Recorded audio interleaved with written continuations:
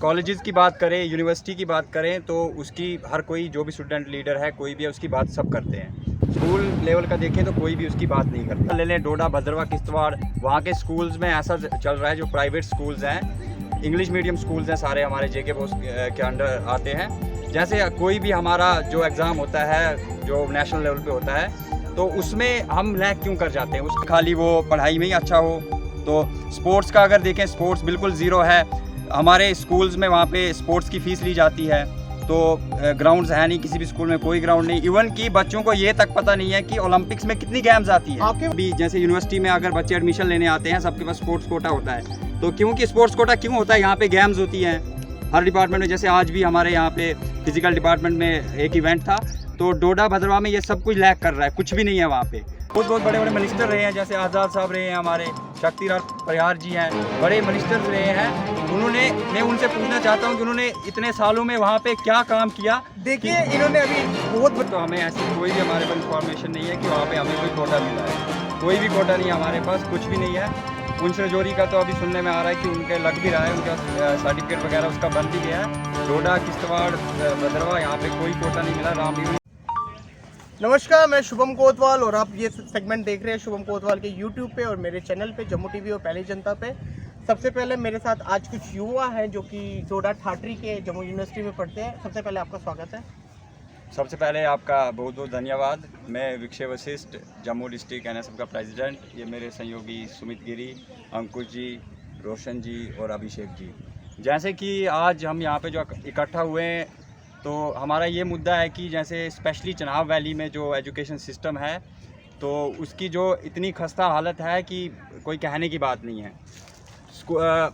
Colleges की बात करें, यूनिवर्सिटी की बात करें तो उसकी हर कोई जो भी स्टूडेंट लीडर है कोई भी है उसकी बात सब करते हैं। स्कूल लेवल का देखें तो कोई भी उसकी बात नहीं करता है। जैसे कि हमारा एग्जांपल ले लें डोडा, भद्रवा, किश्तवाड़, वहाँ के स्कूल्स में ऐसा चल रहा है जो प्राइवेट स्कूल्स हैं, इंग्लिश मीडियम स्कूल्स हैं, सारे हमारे जेके बोस के अंडर आते हैं।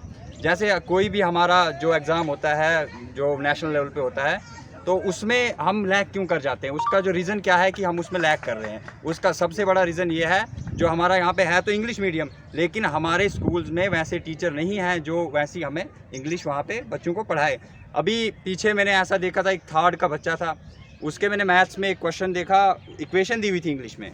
तो अगर उसको वो अगर इंग्लिश बोल नहीं पाता वो तो वो उसको पहले ट्रांसलेट कैसे करेगा, तो तभी जाके वो सॉल्व कर पाएगा। आपका मतलब है कि इंग्लिश बोल नहीं पाता, लिख नहीं पाता, पढ़ नहीं पाता, कहीं ना कहीं उसकी वजह से दिक्कत आ रही है बच्चों को। ठाठरी के देखा गया, आपने प्राइवेट स्कूल्स की बात की, लेकिन गवर्नमेंट स्कूल अगर भालड़ा की बात करें, HSS भालड़ा, वहाँ के बच्चों का तो नाम ऑल ओवर इंडिया आ रहा है। तो ये कि सिर्फ कुछ चुनिंदा स्कूलों में हो रहा है, बाकी स्कूलों में जी, जैसे देखा जाए तो जैसे ग्रीन मॉडल है हमारे डोडा का, ठाठरी का, EPHS ठाठरी है, रिज़ल्ट तो उनका बहुत अच्छा है।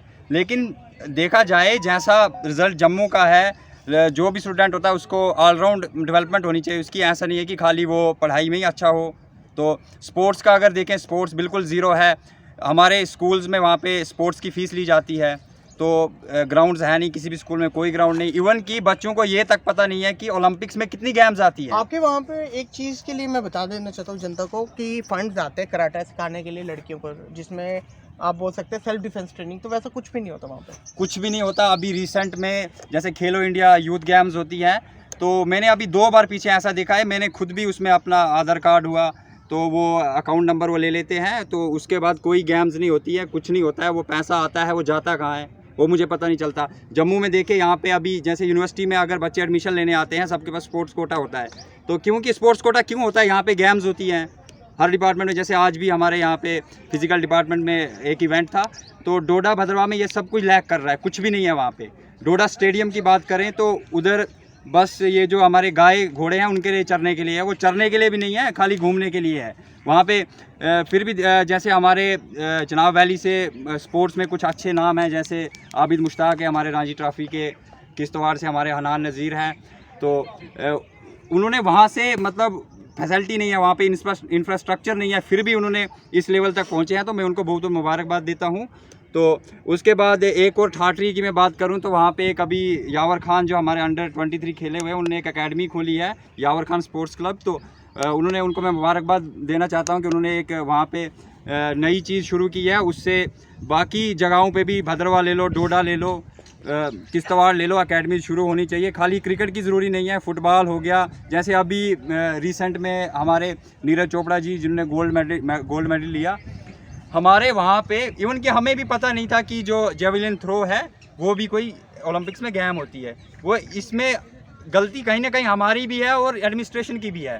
हमारे वहाँ से बहुत बड़े बड़े मिनिस्टर रहे हैं, जैसे आज़ाद साहब रहे हैं, हमारे शक्तिलाल परिहार जी हैं, बड़े मिनिस्टर्स रहे हैं। मैं उनसे पूछना चाहता हूं कि उन्होंने इतने सालों में वहां पे क्या काम किया। देखिए इन्होंने अभी एक बहुत बड़ी बात की कि जो मिनिस्टर्स रहे हैं, गुलाम नबी आज़ाद, पॉलिटिकल की बात करें, हमेशा पॉलिटिक्स, भद्रवा की बात करें, डोडा की बात, अर्शफैल डोडा की पॉलिटिक्स की मैं बात करता हूँ, वो हमेशा एक ऊपरी स्तर पे रही हुई है, अच्छे स्तर पे रही हुई है। और इन्होंने बात की जो स्टेडियम की फाइलें 90-92 से कहीं ना कहीं धूल खा रही जम्मू में, और उसके बाद भी बोलते हैं कि स्टेडियम सिर्फ वो परेड के लिए रखा हुआ है, या आपने जो बोला घास चरने के लिए। आपको क्या लगता है कि ये किस वजह से, कि डोडा, क्योंकि अभी डोडा का फिजिकल का वो आया है जिसमें इंडेक्स दिखाया गया कि धर्मेंद्र सिंह जी ने तो 90% फंड्स खर्चे हैं as compare to other DDC, उन्होंने अच्छा काम किया। तो आपको लगता है कि काम इस बार हुआ है थोड़ा बहुत? देखा जाए तो पैसा जो आया था अभी डोडा स्टेडियम के रिसेंट में, वहाँ पे लाइट्स लगी हैं जो फ्लड लाइट्स होती हैं, उनका साइज़ अगर देखें तो वो एक घर की रोशनी के बराबर भी नहीं है। तो वो पैसा आया उनको फ्लड लाइट्स लगाने का, लाइट्स लगा दी उन्होंने घर वाली, तो उससे कोई काम नहीं चलने वाला है। तो देखा, जैसे हम बात करें 2017 में क्लस्टर यूनिवर्सिटी बनी थी, उसका एक कहा गया था कि जहाँ पे ज़रूरत होगी वहाँ पे क्लस्टर यूनिवर्सिटी दी जाएगी। तो भद्रवा में ज़रूरत नहीं थी क्या? जीडीसी भद्रवा को हम क्लस्टर यूनिवर्सिटी के अंडर डाल सकते थे, जीडीसी डोडा को डाल सकते थे, जीडीसी किश्तवाड़ को डाल सकते थे। तो वो वहाँ से अभी हमें आना पड़ता है यहाँ पे क्लस्टर यूनिवर्सिटी में एडमिशन लेने के लिए। यहाँ पे मेरिट अभी 90 से ऊपर जाता है, ना वहाँ के बच्चों के पास कोई स्पोर्ट्स कोटा है, ना पहाड़ी कोटा है, कुछ भी नहीं है। स्पोर्ट्स कोटा का 7% 8% मिलता है। जी हाँ, मिलता है। और पुंछ रजौरी वालों की बात करें, पहाड़ी कोटा मिलता, हमें वो भी नहीं मिलता। क्या डोडा भद्रवा में पहाड़ी कोटा नहीं होना चाहिए? ये बड़ी ज़रूरी बात है। भाजपा हर जगह आके बोल रही है कि भाजपा की बात करें या कोई भी पार्टी में, लेकिन भाजपा ने ये शुरू किया था कि पहाड़ी कोटा देंगे, पहाड़ी कोटा देंगे। और वो पहाड़ी कोटा की जब बात आई, वाकई में अगर बात करें किश्तवाड़, डोडा, भद्रवा की बात करें, ये वाकई में पहाड़ी रीजन में आता है। तो इनको ये कोटा अभी तक बताया नहीं गया कि ये कोटा मिलेगा भी या नहीं। पुंछ रजौरी वाले तो क्लेम कर रहे हैं, लेकिन कहीं ना कहीं मैंने देखा अर्शफैल डोडा अभी इसमें पीछे रह रहे हैं। तो आप लोगों को क्या बताया गया कि ये कोटा आपके लिए नहीं? जी, अभी तक तो हमें ऐसी कोई भी हमारे पास इन्फॉर्मेशन नहीं है कि वहाँ पे हमें कोई कोटा मिला है। कोई भी कोटा नहीं है हमारे पास, कुछ भी नहीं है। पुंछ रजौरी का तो अभी सुनने में आ रहा है कि उनके लग भी रहा है, उनके पास सर्टिफिकेट वगैरह उसका बन भी गया है। डोडा, किश्तवाड़, भद्रवा, यहाँ पे कोई कोटा नहीं मिला। इवन की रामबन में भी आई थिंक किसी जगह पे नहीं है।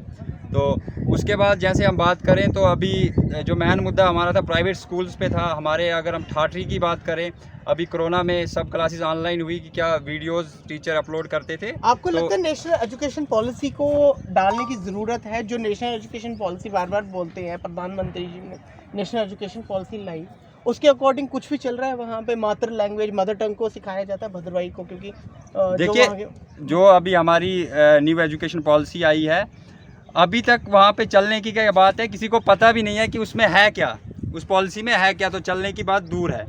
जो न्यू एजुकेशन पॉलिसी है वो एक अच्छा स्टेप है गवर्नमेंट का। तो देखा जाए तो वहाँ पे वो इम्प्लीमेंट होने में मेरे हिसाब से अभी 10 साल लग जाएंगे।